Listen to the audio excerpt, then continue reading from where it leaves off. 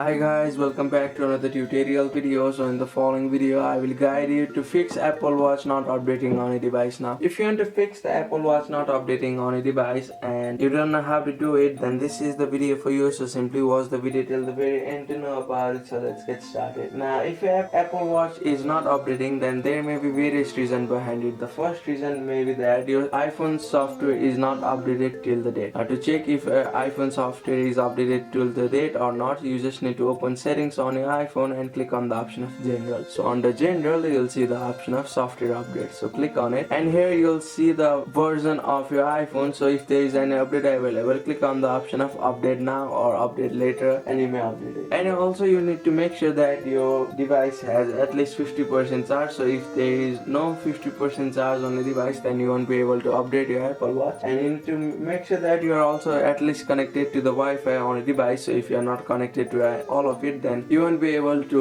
update your Apple Watch. And you need to also make sure that your Apple Watch is charging during the update process to prevent any interruption. So after following all of this step, you just need to open the Watch app on your iPhone and you need to click on the option of general and click on the option of software update. So after clicking on the option of software update, you'll see the option of install if there is any software update available. So you may click on the option of install to install the newer version of Apple Watch. So that's it. That's how you can update your Apple Watch and fix the Apple Watch not updating on a device. Thank you for watching the video. Please don't forget to like the video and subscribe to our channel. Thank you.